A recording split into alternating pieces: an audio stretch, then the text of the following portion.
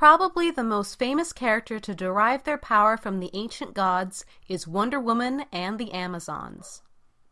Now, while in some versions Wonder Woman is believed to be a demigod, much like Wonder Girl, Cassie Sandsmark, it was actually revealed that she was formed from clay by the Queen of the Amazons, Hippolyta.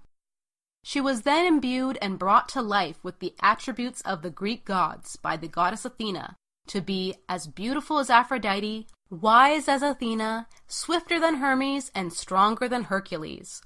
While her training among the Amazons gave her limited telepathy, profound scientific knowledge, and the ability to speak every language known to man and beyond.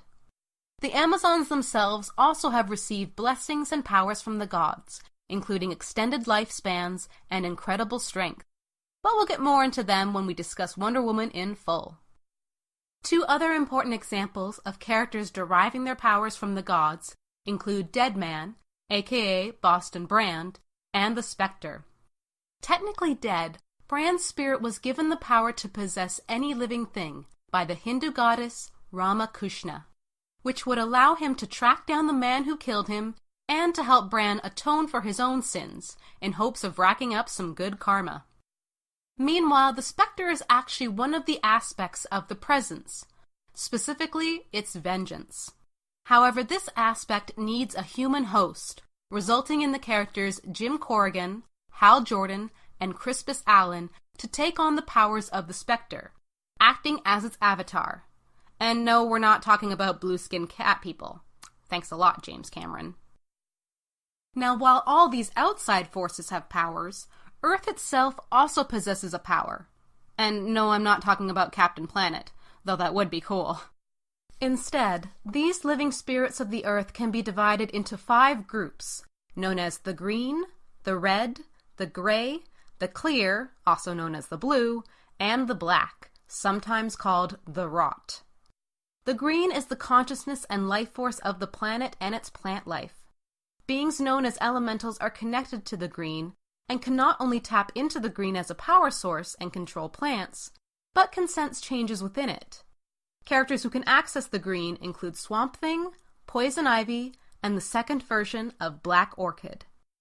The red, which is similar to the green, but instead of being the energy forces of plant life, represents the energy of living animals, humans, and alien races. Red elementals include individuals like Wildcat/Yolanda of the Convergent storyline, Beast Boy, and Animal Man, who can tap into the red and sense disturbances in the life forces of others. Meanwhile, the gray is actually a collective fungal consciousness, who, unlike the green, whose will is to be in harmony, the gray is driven to take over, consuming their hosts, making them into a type of hive mind. Luckily, elementals of the green have been able to keep the powers of the gray at bay.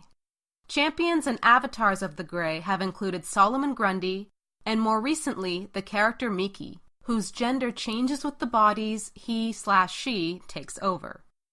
The clear or blue is the force of the world's oceans and waterways. People able to tap into the clear can often use hydrokinesis and communicate with aquatic life, putting our resident king of the oceans, Aquaman, in the position of a representative of the clear. Others connected with the clear/blue include Naiad and Azathoth of Earth 2. Finally, the black, the force also known as the rot, is tied to death and decay. Those bound to the black become avatars of death, with the members of the Arcane family, including Anton, William, and Abigail, being their most well-known agents. Now, each of these groups, save for the gray, have what is known as a parliament. The green has the parliament of trees, the red the parliament of limbs, the clear the parliament of waves, and the black the parliament of decay. These parliaments are groups made up of former elementals who have moved past being a warrior for their element. Often they lose their human or alien form, becoming one with their element, and act as councils for the current elementals to receive guidance or orders from. Now you'll probably notice that some of these names I've already mentioned, those being Poison Ivy, Beast Boy, and Aquaman. The truth is that these 3 elementals came into their powers by different means. That is, they were humans changed by some sort of accident or experiment, i.e. making them metahumans, or in the case of Aquaman, being born into an Atlantean heritage, before becoming elementals. The powers that they received allowed them some insight into the respective elements, and in turn have made them into the representatives of their particular element. Moving on, the forces of order and chaos, just like liberals and conservatives, have butted heads from the beginning of time, but have needed physical proxies to act for them, which led to the creation of the Lords of Order and Chaos. Two complementary groups of supernatural entities, the Lords of Order and Chaos hold godlike magical powers, and have been retconned a few times into the histories of such characters as Amethyst, Princess of Gemworld, Dr. Fate, the Phantom Stranger, and Hawk and Dove, either by being made a lord or agent of order or chaos.